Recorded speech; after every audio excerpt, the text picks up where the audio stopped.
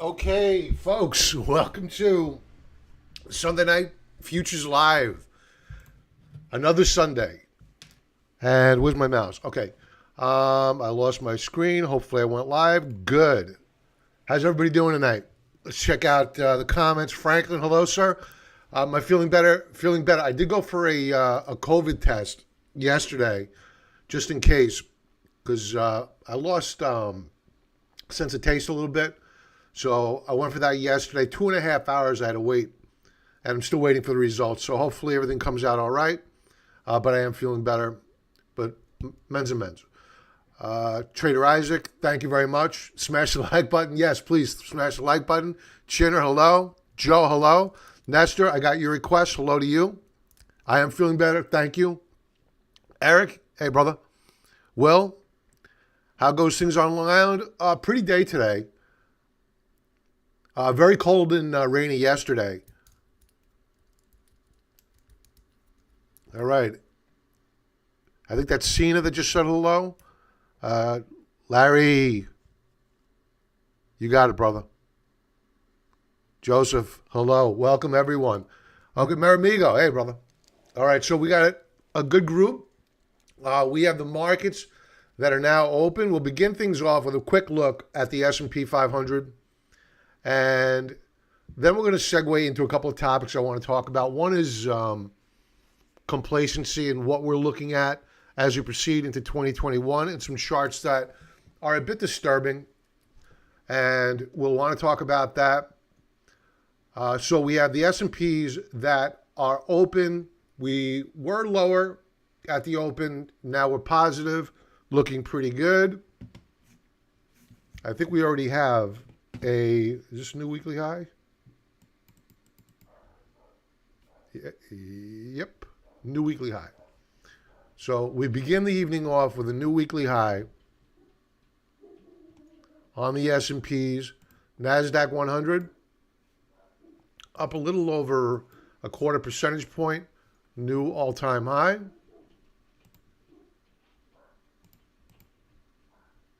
Russell 2000 ripping.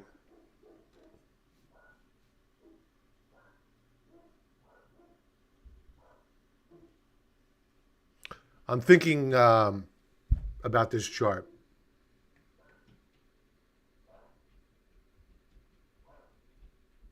I question whether or not this is going to hold until tomorrow morning. We'll see. We'll revisit these charts before we sign off. I want to take a quick peek at the US dollar. That's the wrong chart. The dollar had a little bit of a comeback last week. These are 4-hour charts. A little bit of a comeback. It did break out in a 4-hour time frame on Friday. We are up at current. We'll see how long that lasts. We made multi-year lows last week. And when I talk about the dollar, I'm definitely going to go to gold. Gold is flat. Big rebound last week, closing back above the 1800 mark. 1850 was support. It's now going to act as resistance for a while. So while I'm bullish on gold, bullish on the miners, no rush here quite yet, especially given the seasonality of it all. It's a risk-on environment. It typically is in December. Gold is not an outperformer in the month of December, so no rush here. Silver did outstanding last week. Huge gains. And we are up about a quarter percentage point, a bit more.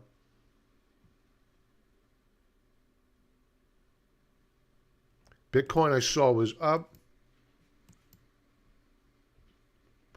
Nice W formation forming here. Left side pivot point, right side forming. Watch for a breakout on Bitcoin, probably this week. Nat gas is an interesting setup. I'm wondering whether or not we're probing lows on nat gas. This chart here is not compelling whatsoever to get long. Simply a watch. Crude oil prices, which have been up. We'll go with light sweet. Oh, wrong chart.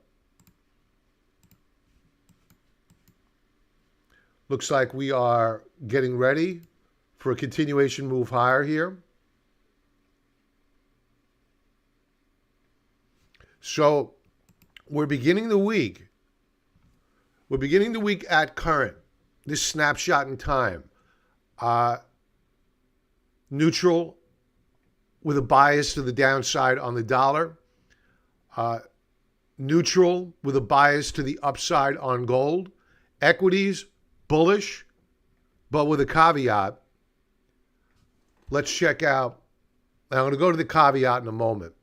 Let's see what VIX is doing. You take a look at the closing price action of the VIX on Friday. Look at the strength here. S&P 500 was moving up, so was the VIX. Now, net, VIX ultimately gave up gains last week and closed lower, but there is a stealth accumulation of VIX as protection against this market. And I'll go to a couple of charts that have me very, very concerned about equities as we go into 2021. Barun, hey. PH, yes, you asked me about that. Thanks for reminding me. You got it, Barun. Yeah, I think, Sam, hey, how you doing, buddy? I think, hey, Big Bear, how you doing, pal? Everybody wants to have a friend named Big Bear, you know? There's always that good guy, beard, I don't know. Always a good dancer, happy guy, drinks a lot of beer. Big Bear, like that name. So yeah, I think that the dollar is, it's at a pivot point. It's at a inflection point. We've broken down. They're trying to save it here. So while we're going to get a short-term bounce here, I'm going to go to charts in a moment. They're going to show you exactly why the dollar is going a lot lower. And, you know, this pullback in gold, silver, you're going to look back in 6 months from now, you can say, Jesus Christ, that was an opportunity. So, my own opinion. So, watch the VIX. We're obviously pulling back here.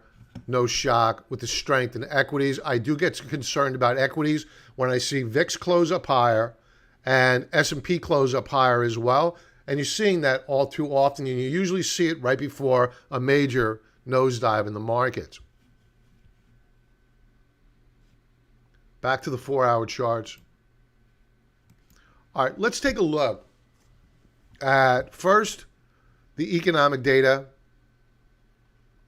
that is coming out this coming week. You know, actually, first I want to go to the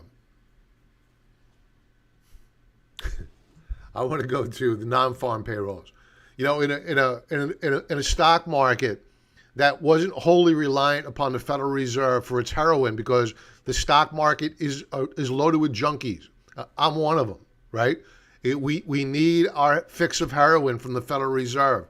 And in a healthy, organic market, meaning no need for Fed intervention constantly, you would have had a sell-off of mega proportions on Friday, given the miss on non-farm payrolls. What happened? Stock market closed up higher. Now, we had a major miss here. Why? Why did the markets close up higher? It's because the expectation is the Fed's got our back. It's as simple as that. And this is the mindset that drives the market. I go onto Twitter. I'm going to go over an exchange I had recently today with somebody that I respect. Many people should know him, J.C. Parent from All-Star Charts. He posted a chart this morning, caught my eye. And I don't normally engage on Twitter.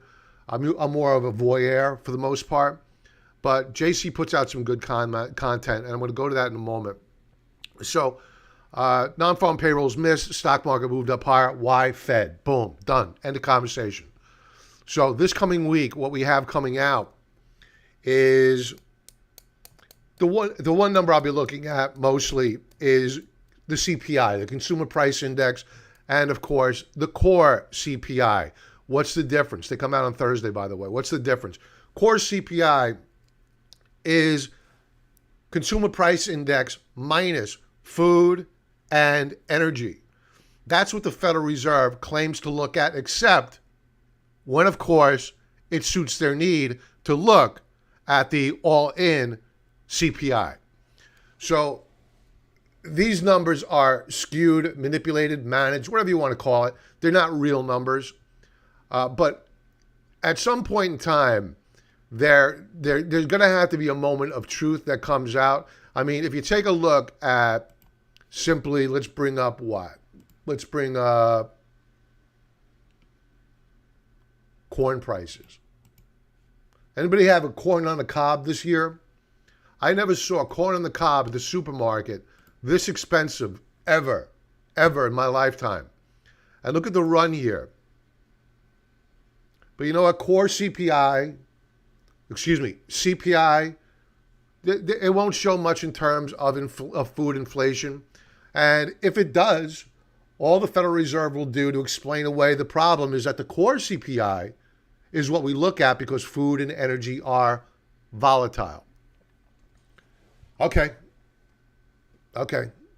But we, the consumer, feel this in our pocket. It is real. It is happening. So that's the economic data point that I will be looking at this coming week, CPI, and of course the initial jobless claims on Friday. Let's go to that thread earlier. You may want to, Joseph, you may want to refresh your screen. All right, so JC, and his handle is All-Star Charts. I don't know if any of you already subscribed to his channel. I think he puts out some good stuff. And I met him at the CMT Symposium. I think it was 2018. Nice enough guy. And he puts out some good stuff. So this morning, he put out a chart of the price of gold relative to the price of the Qs, and gold is at all-time lows relative to the Qs. You know, and his point is that, you know, he didn't take a position either way because he left himself a caveat. So he was trying to stir the pot here, which he's good at doing. So the takeaway, I think, for most people is that gold is a laggard, yet, and not yet, and you should be long of equities. But my interpretation of this chart is quite different. My interpretation is that while, at current, we have a major bull run on the triple Qs. In fact, I think it's since the April lows, this is the greatest bull run of all times. So, while yes, relative to the triple Qs, the gold is cheap. You want to buy gold with your Qs, it's cheap. Go for it, man. But I read into this that there's way too much complacency in this market. There's far too much complacency. And the point that I'll bring up is that if you bring up a couple of charts I'll share. One, if you look at the record number of shorts in this market, the number of shorts in this market, we are at record lows. Huge complacency. Another case in point, I posted this in the forum earlier, that this is call volume on a quarterly time frame. We have never, ever seen call buying like this. This is rampant speculation in this market. And when you take a look at, and I'll show you my response to JC,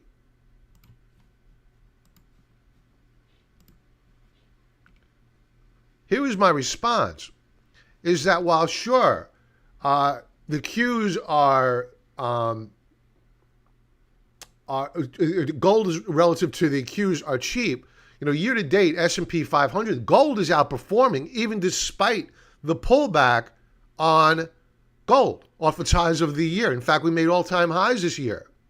And there was a follow-up piece of engagement by this young lady here and JC, and my response to their argument was that if you were long of gold historically, you would have underperformed. If you want to exclude, meaning if you were long of gold relative to the S&P 500, Dow Jones, or whatever, Qs, over the past 30 odd years, you would have underperformed. Sure, if you want to take out inflation, okay. If you want to ignore it, sure. But in real terms, I don't think so. And when you take a look at the M2 money supply, basically in red is the amount of printing the U.S. government has done of U.S. dollars since, this goes back into the late 1970s. We have printed, I'll summarize it this way. In 2020, we have printed 21% of all U.S. dollars in circulation. Think about it. And you may be asking, Bob, if you're bullish on gold, where's the inflation? Let's go back to my comment here. Historically, as competing investments, gold and SPY, I would concur. I concurred with their agreement. The way I agreed with their argument at face value. There are different ways to view into it. The siren song will be when the Fed gets their wish of inflation. Think about it. Every time you hear Jay Powell speak, Janet Yellen speak, we need inflation. Why? I don't know. Why do we need inflation? I have no idea. M2 money supply versus velocity of M2 speaks volumes. When M2 velocity starts putting in higher lows, we should revisit competing returns. What do I mean by that? Here is velocity of money. And if you're wondering, Bob, where's the inflation that you're predicting? Where is it? Why is it not here? Why am I not walking into a grocery store and the price of an egg is $1?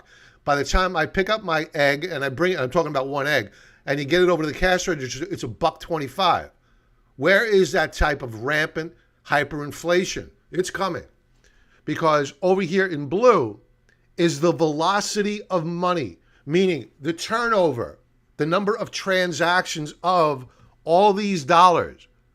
As the velocity of money declines, it keeps a lid on real inflation. As you begin to see higher lows get put in on the velocity of money, you're going to see inflation rip through the ceiling. Before that happens, you're going to see gold begin to rip up. And speaking of gold, I mean, let's face it, folks. While gold is pulled back, and I've never been a gold bug, here's gold. We made all-time highs this year. All-time highs. We didn't hold it, but all-time highs this year. Gold got the signal way back here after this double bottom in 2018. Federal Reserve stopped raising rates. Then they began to cut. What happened with gold?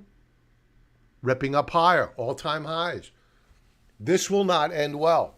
Now, when it comes down to equities, I mean, we went over call volume, rampant speculation, record number of low short interest. But the one chart that I haven't spoken about in a while was the yield curve. This is 2 years versus 10 years. Yields have been moving up higher.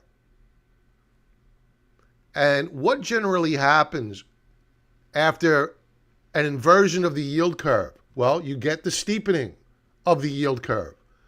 And that is when a lot of people think that when you get an inversion of the yield curve, the stock market rolls over. It doesn't. That's not what happens. You can go back to prior recessions when it happened. And the only time the stock market, which is overlaid here in blue, rolls over is when you get the steepening. Take note, back here, 2000, stock market was doing fine until the yield curve began to steepen, right? Back here, 2008, we rolled over, yield curve steepening. Look what's happening right now. Yield curve is steepening, yet the stock market is at all-time record highs, and it just made new highs tonight. Think about it. So, as they said in the movie, The Big Short, there are markers for a bubble, and these are the markers that we're looking at. So we really need to pay heed to the signals of the market. There's far too much complacency. I've been around a long, long time, and complacency, bullish sentiment are usually at their record highs and right before the bubble blows. So I'm not saying that the market's rolling over tomorrow. It's probably going to go up higher. Seasonally, it's going to this time of year. After January 1st, let's talk. That is why we're building on short positions. We're still net long, but we're building short positions, and there will come a point in time where we will be net short of the market. And the market's going to tell us when that's appropriate. More likely than not, we'll be net short once everything starts blowing up, because we want to be positioned with some sort of a short position in advance of the blow off. Because remember, stocks take the escalator up, but the elevator down. So you want to have some position to the short side to hedge your long so you can get out without losing any sleep. So that's my take. I'm sticking to it. And let's get to some comments. How am I feeling about J&J? I have to take a look at the chart, to be honest with you. That's probably the best thing to do. Dixie down. Tara, that's, you're new. I haven't seen your name before. Dixie down will bring big gold buying. GDX. I'm not sure the other two symbols, but GDX, yes. We're long with the GDXJ. Yeah, totally concur. UAL lower with increased cases. I'm assuming that you're talking about United Airlines with increased cases. Will they go lower? From last week, the airlines did fairly well. So we'll take a look at it, see whether or not there are any signals out there. But I'll let the charts tell me whether or not it's time to step back from the airlines. I think right now I'd be more concerned about their margins and rising fuel prices unless they're adequately hedged, because that's really going to be a crimp to their whatever earnings they have.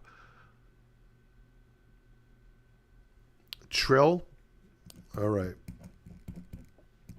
I'll give you my thoughts. Oxy, yeah, man. Oxy, Amerimigo. Oxy was ripping last week. I watched it. There were a lot of shorts in Oxy when I was long of it a month or so ago. A lot of shorts. I got out before the squeeze. I wish I would have stayed long. I didn't.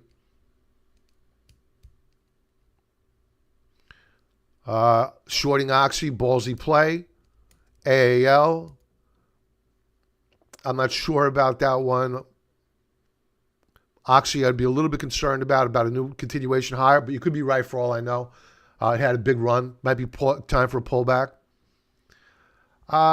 So Big Bear, what do I think about Nikola after it got hammered? So Nikola is one of those stocks, right, that, when everything's about EV, it's about cannabis, when everything goes, because there will be the sell-off. The sell-off, it's coming. As sure as God made green little apples, it's coming. Not going to be this year. I doubt it highly. But Nikola is going to be the poster child of stocks that are phony.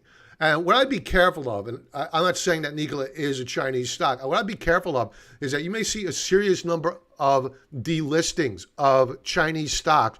They're getting hit with being required to, God forbid, have the same auditing practice, same accounting practices as other stocks are that are traded on the NASDAQ, New York Stock Exchange, etc. But to Nikola, I think there are too many questions about what's going on internally. You know, they got over on GM, and the GM stepped back. So they got past GM's due diligence, which doesn't speak well of GM. And GM has stepped back now. So I'm not in the conference room, and I don't know. I just don't know what I don't know. Where there's smoke, there's fire. So when I see a Nikola of the world that basically sold a bill of goods, I want to look elsewhere. There are far too many other stocks that are performing, and they're going to do well. There are going to be names in the EV space that when this blows, as Warren Buffett always likes to say, when the tide goes out, you're going to see who's swimming naked. So these are all sectors that I'm very, very wary of. I haven't been big into them. Yes, I probably left some money on the table, but I'm worried. I'm worried about these names. I was long of Nikola. I did buy Nikola. It treated me very, very well. Thank God I got out.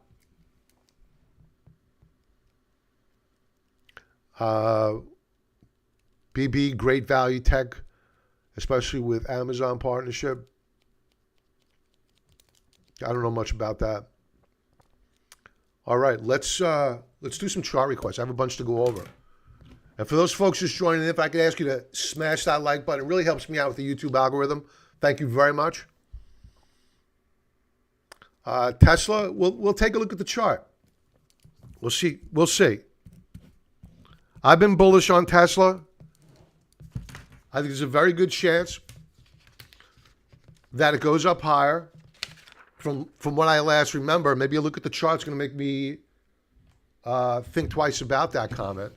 So for this segment, folks, we're going to use our folks over at TrendSpider, one of our sponsors, link below, 35% discount code, automated technical analysis. If you're new to technical analysis, folks, you want to have this arrow in your quiver. TrendSpider, if you're experienced like me, I use it as my spell check for technical analysis vis-a-vis the utilization of their automated trend lines. Click of a button.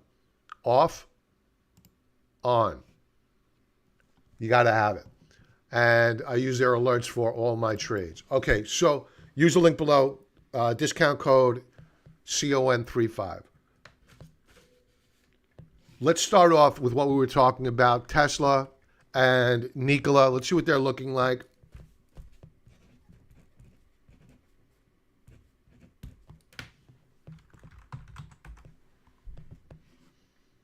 So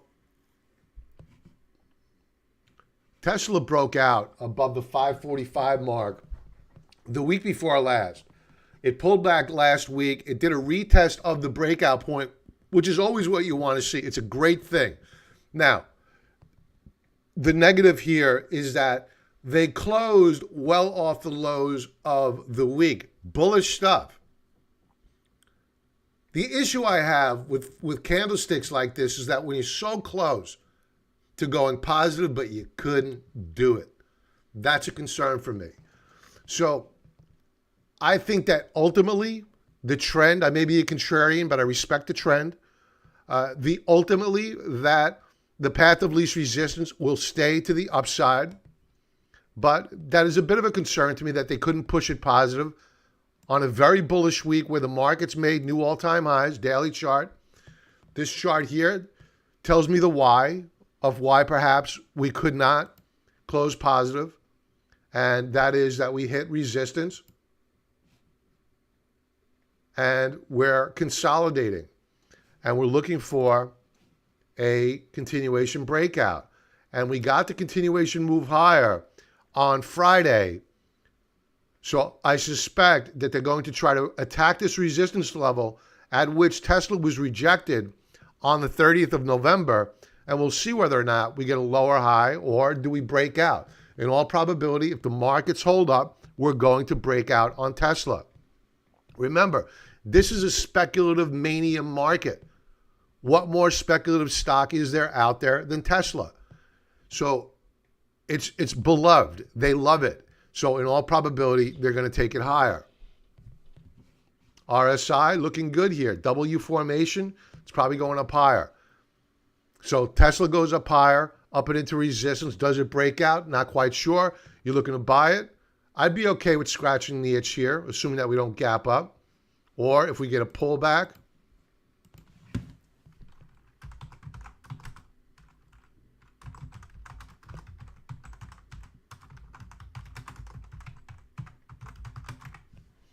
we'll keep it active for the week. But your more probable, better risk-reward entry point would be a breakout on Tesla.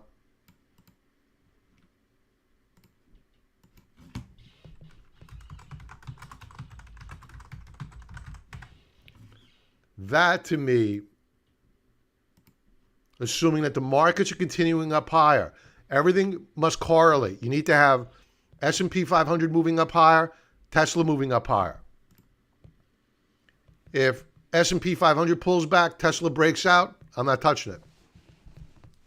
So, two ways to play it. Pull back in a retest, scratch the itch, buy, add more on a breakout, or if you don't get the opportunity to buy on a pullback, buy the breakout and build on strength.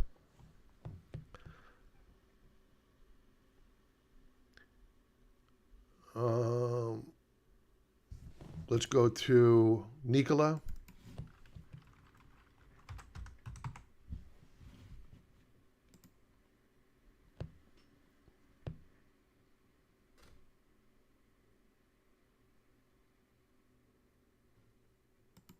Let's go through a monthly chart of Nikola.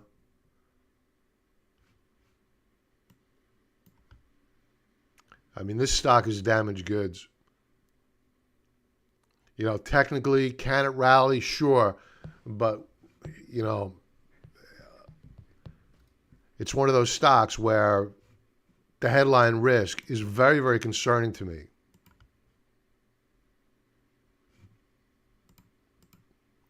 Weekly chart. We gapped down last week.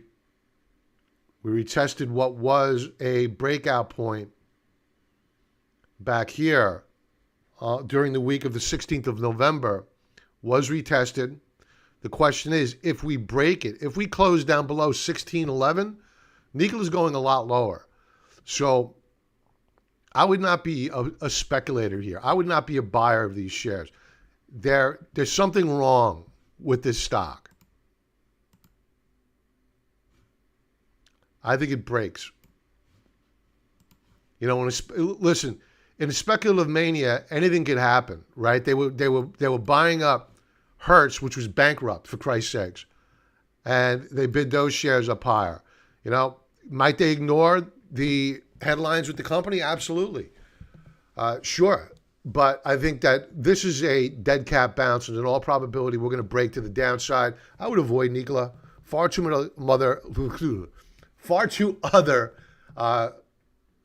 many other stocks out there that are more interesting to me. Let's go to SPCE, near and dear to my heart. It had a very good week last week. A very good month thus far. We have broken out versus last month's highs.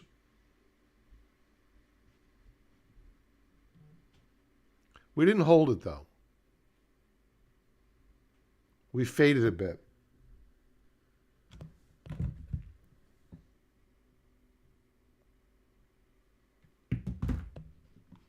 Weekly chart.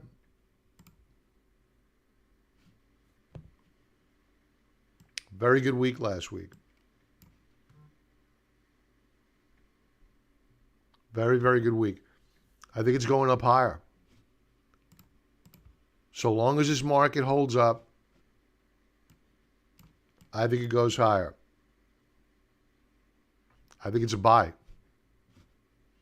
And it's great for covered call selling. They have nice premiums. They've already announced their secondary. You don't have to worry about that.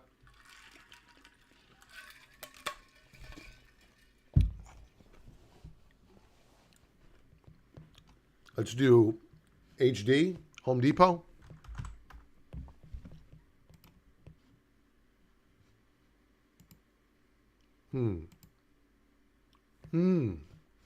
Interesting.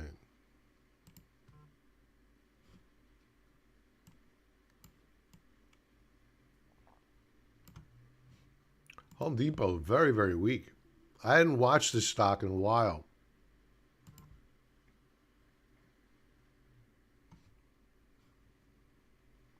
We're at critical support here at 263, 264 per share. Where do we close? We close right there. We're right at support.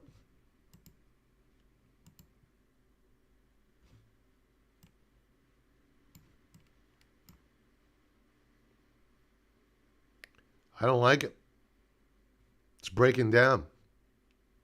I mean, if it breaks down below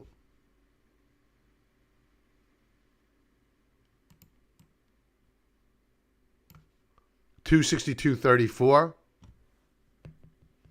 it's all over. It's going a lot lower. RSI, lower highs, lower lows.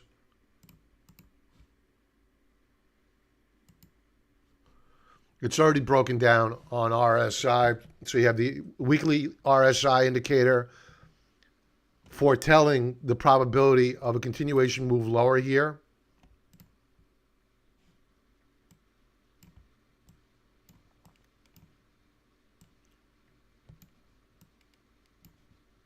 I would really watch the support level at 262.50. Let's round it off.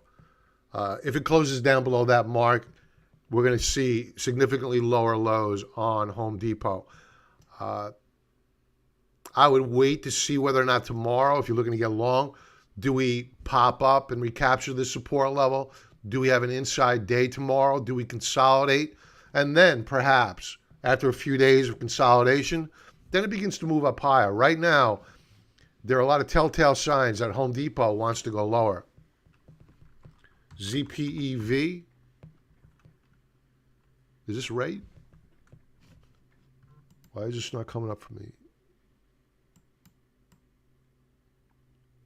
Is Jim S on? Jim, I'm going over your symbol that you put in the request page, and it's not coming up here. Let me try.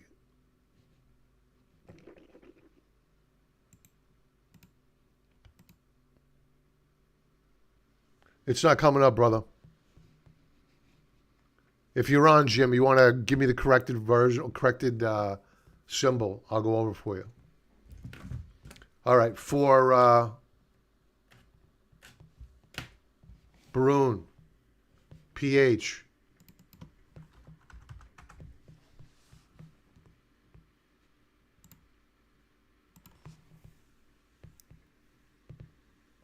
Parker Hannifin.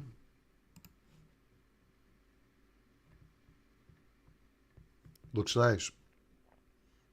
Path of least resistance clearly to the upside. We became slightly overbought relative to the 3D Bollinger Band. Nice consolidation here. Odds favor bulls, no doubt. Bullish reversal bar on the week last week. We broke out on Friday. So let's take off the automated trend line. All right, so if you want to know where resistance is, where your upper band of your trading range is, simply do this. Click the button. Watch for a rally up to these levels, and that is where the sellers are. So right now, I think it goes up higher. I think it's a buy. Very bullish.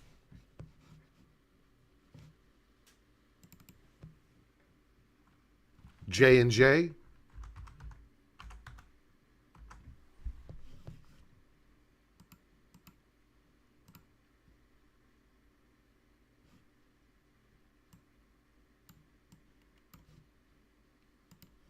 Hey, thanks for the super chat. Thank you very much. Who is that? 480 Shenanigans, one of my people. Thank you very much. Okay, J&J, monthly chart. It's breaking out. And I got your symbol, MSTR.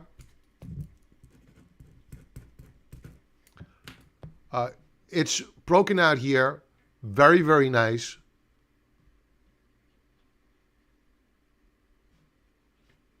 RSI confirming the move up higher. Very close to a breakout here. You could probably argue that we're probably a tad above it. I would wait for more of a significant breakout, but this is a clean breakout on price. It's good stuff. Weekly chart, boom. This is beautiful. Very pretty stuff.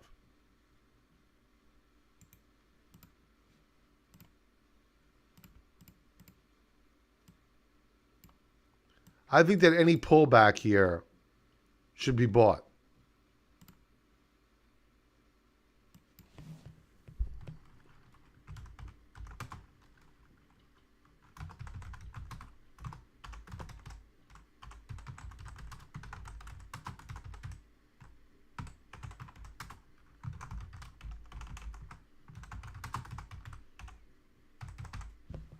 So very bullish on J&J. Technically very, very sound.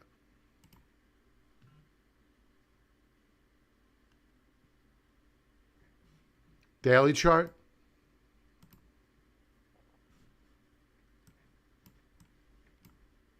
Any pullback can be bought here. It's very nice. Even on a continuation breakout, new weekly high, you know what? It's a good looking stock. I think it's going a lot higher. I mean, every single time frame, monthly, weekly, daily time frame, signaling that it wants to go higher. Who are we to argue? We had a breakout on Friday. I think it goes up higher. It's a buy. And I may be buying it. So, good one. Thank you. UAL. All right, so with all the lockdowns,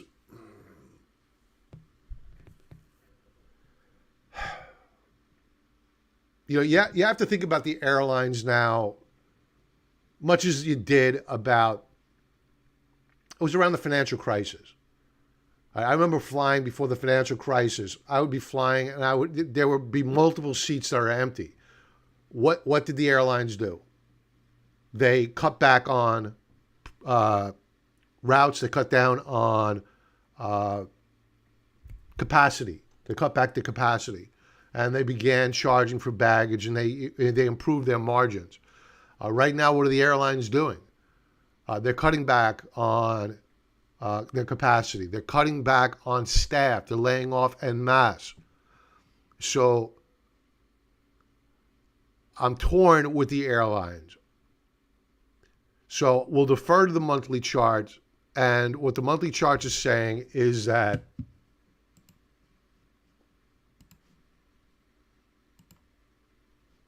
the airlines are attempting to break out. They have not broken out yet on a monthly time frame.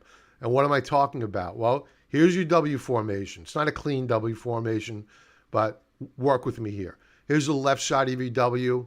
We rallied back in June, putting in a high of, let's say, $49 per share. We pulled back. We put in a higher low versus this prior low. Now what the airlines are attempting to do is they're attempting to break out. Will they break out? I don't know. I'm not that smart. All I do is I look at the charts and I say, what is the market confirmed for me? And it's confirmed for me that we do have a higher low, but it is not confirmed that we have enough strength in the airlines to break out to new higher highs. Therefore, I'm neutral. I'm not overly bullish. I'm not overly bearish. I'm just right. I'm not ready to put on a position quite yet. Weekly chart. Now, the weekly chart,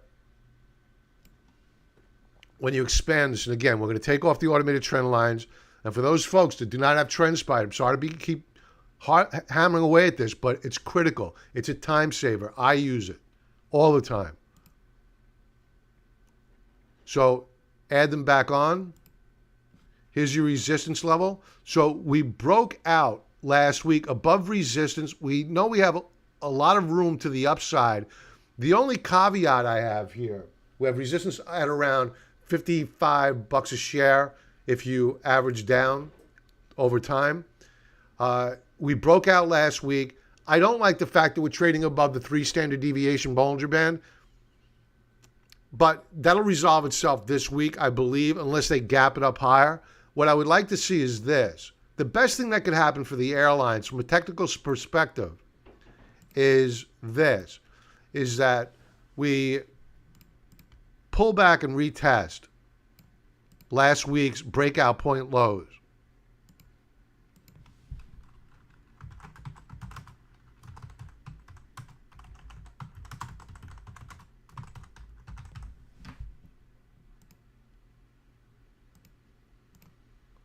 That would be attractive. That would be healthy. That's a great risk-reward entry point. Why? It's because if we break back down below the support level, well, 2 reasons. One, you would only open up with a test position to see if you're right. And if you open up with that test position at support, well, if we break and close down below that support level, you got to stop out. So very small loss, a lot of upside potential. So UAL as a trade is appealing to me despite the fact that we haven't broken out on a monthly time frame yet.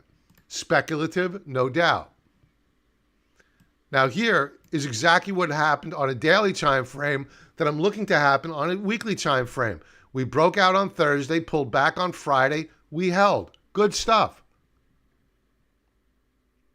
So UAL looking interesting here. If I had to hazard a guess, given the seasonality of it all, I think that in all probability, we're going to move up higher on most of the airlines. I think somebody asked for AAL before. Same deal here. It's looking good. We're putting in, this is exactly what you want to see. Putting in higher lows, breaking out. Would I chase this? No. Doji formation on Friday, not loving that. Monthly time frame, nowhere near the pivot point on American Airlines that we are on UAL. So they're improving, but I'm not sold on them as an investment. On a trade, yes. An investment, no. Not yet. MSTR. And thank you again for that super chat. Appreciate it. Monster.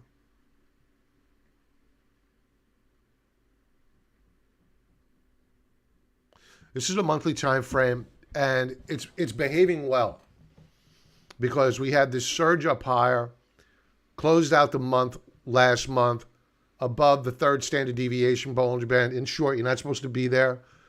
Rather than cratering, it just traded sideways. It did rally. We have faded a bit. I have a thought in mind. I don't want to share it quite yet of what I'd like to see. All right, so we're still extended here.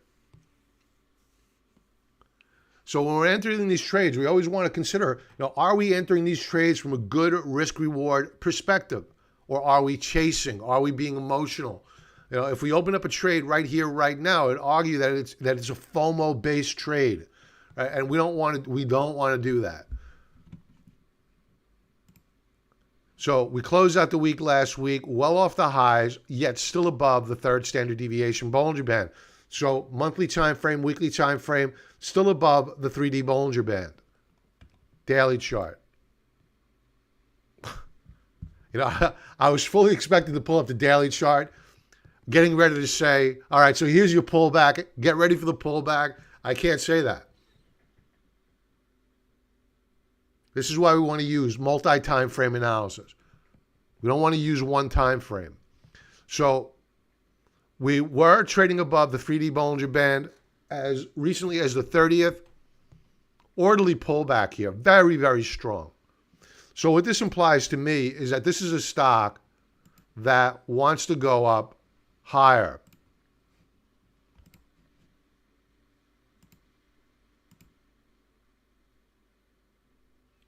Now, knowing what I know about the monthly and weekly time frame on MicroStrategy, would I chase this breakout here? No, because this is a dark cloud to me on the horizon. We're very extended. I'm not saying that it can't continue up higher. In all probability, it's going to continue up higher. It's just not my kind of trade per se. And I like the daily setup. I really, really do. I think it's going to break out, assuming that the market holds up. You are seeing some of the froth come off RSI. Where was RSI? You have a lot of room to go. Oh, we were at 92 on RSI. Very orderly pullback here. Very strong stock. I think it's probably going to go up higher, despite what I say about the weekly and monthly time frames. I think it's going up higher. All right, Trill, T-R-I-L.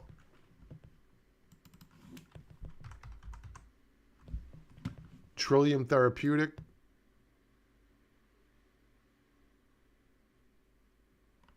Let's do a monthly chart. I've gone over this one before.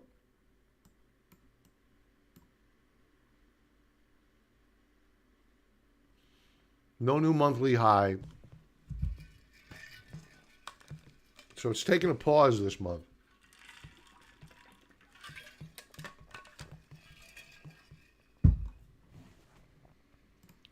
Weekly chart.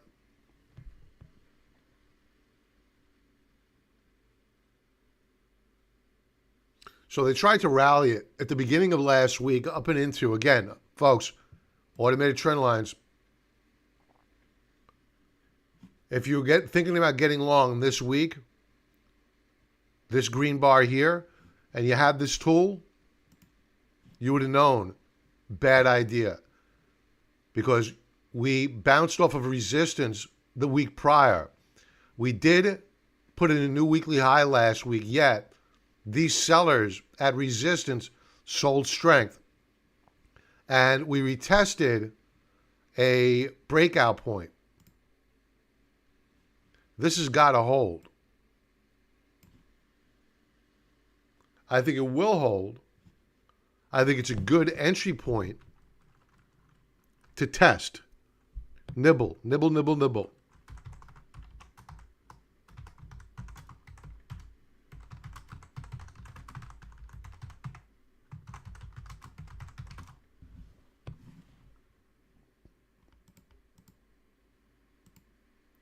Now, if they gap it down, all bets are off. We're coming down to a 14 handle.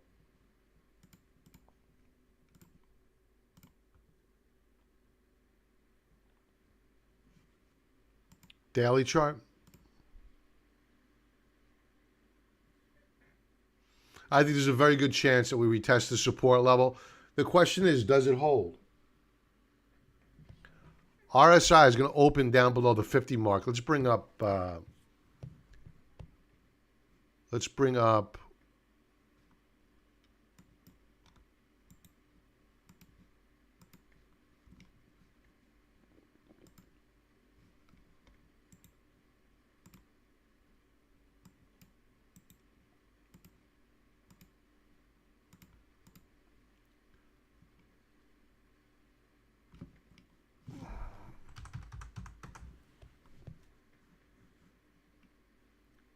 Yeah, be careful here. We're going to open up the week with your daily stochastics. These are the slow stochastics down below the 50 mark, at least the fast line is. Now, what I normally look for, what I say about the Stokes as they trade down below 50 is that when you get a rally in the morning, You do not want to chase the shares because rallies tend to fade. Rallies tend to fade when your stochastics are declining and trading down below the 50 mark. So be very, very careful. We're losing a lot of momentum here, and volume picked up on Friday to well above average. So I think that what you want to do is sit the week out. Watch for it. Does it consolidate or does it break? If it breaks the new weekly lows, I would just step back, avoid, no nibble, no nothing, and wait until your stochastics bottom out, W formation, you hit historical support levels. Then we revisit it. Right now, way too much risk, not enough reward.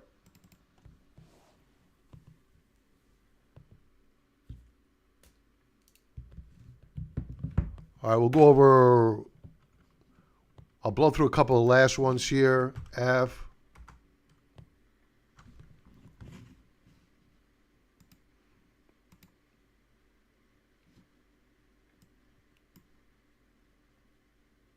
Moving up higher. This is a weekly time frame, looking bullish. RSI rising, confirming. Daily chart. You have resistance above here.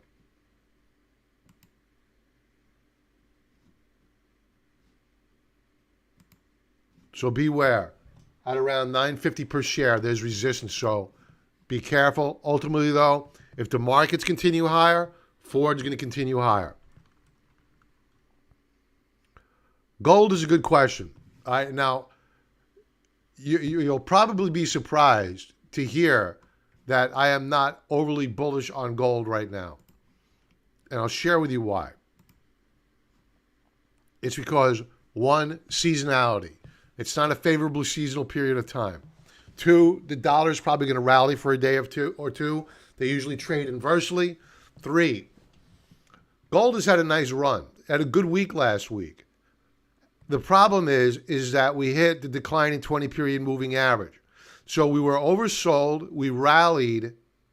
Now what we need to see is a pullback and a higher low get put in on gold. It's on that higher low that I would look to begin building, especially in advance of January 1. Because January, that's when things start to turn around for gold, the miners.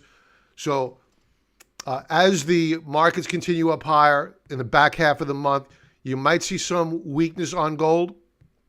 But that weakness, assuming that we don't take out prior lows, you want to watch for a setup, a higher low, and then begin to build on a gold position.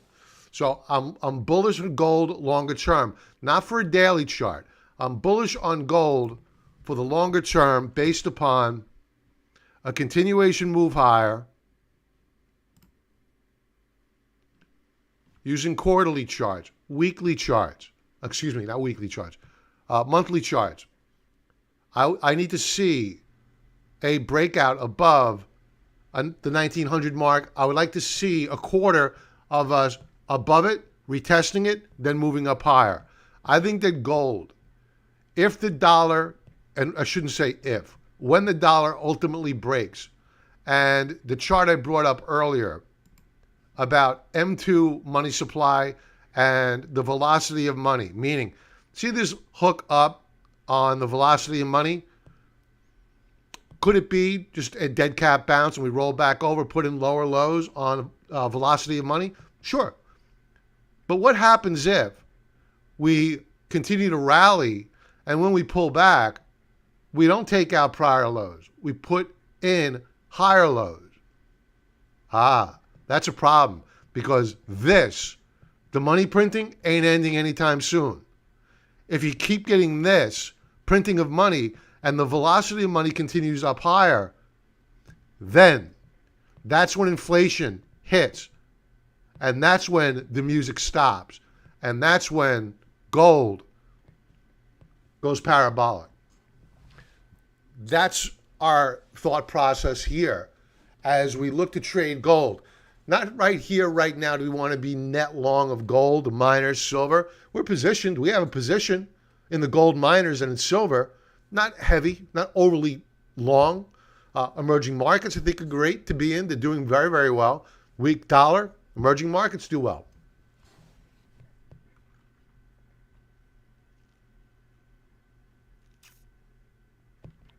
BA for Will. I don't have much. Oh, it's 7 o'clock already. I'm going to do BA is going to be my last one. And then I'm going to go back to futures, see how we're closing out.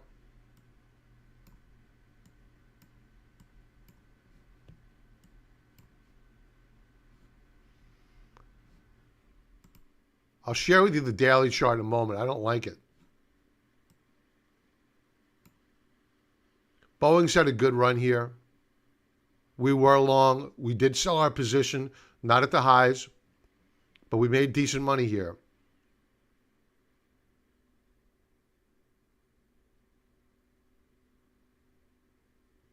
We flirted with the 3D Bollinger Band last week and pulled back. The thing that I don't like about Boeing, short term, this is purely short-term analysis on Boeing, is this. I don't like that we had broken out on Thursday, yet on Friday we gave it up. That's not conviction. So that was profit taking, and we may get more of it.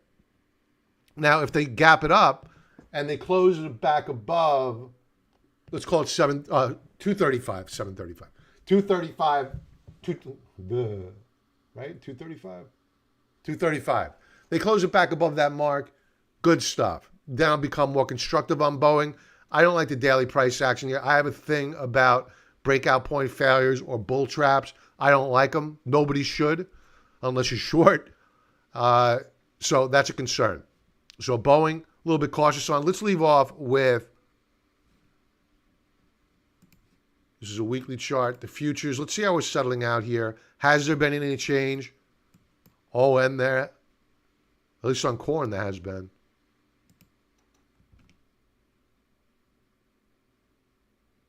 Let's go to the E-minis.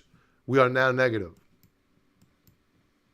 I didn't get the feeling that we were going to stay positive.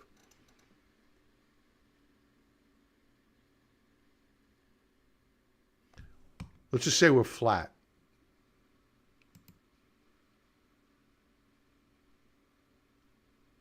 NASDAQ 100. They were higher, a bit of a fade here. Still higher.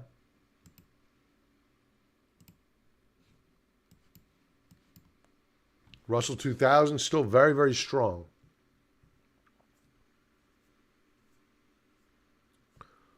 Four-hour RSI is at nearly 75. It can go higher, but it's frothy, no doubt. I suspect sometime this week we're going to get a pullback in these markets.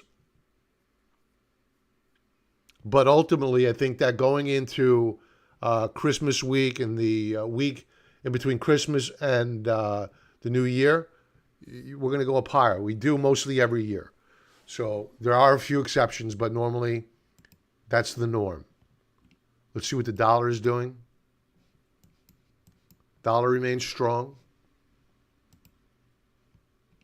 Gold, which was flat earlier, is down. It's flirting with a breakout point failure. It's done it multiple times here. We broke out on Friday afternoon. Now we are giving support back, perhaps. We have a couple hours left before this bar closes. But gold, not wonderful. Nat gas, weak. Bond yields. Bond prices, I should say, dropping. That means yields are rallying. And this goes back to what I was saying earlier, folks.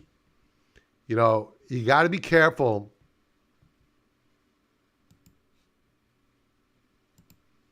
of yields. They're going up higher.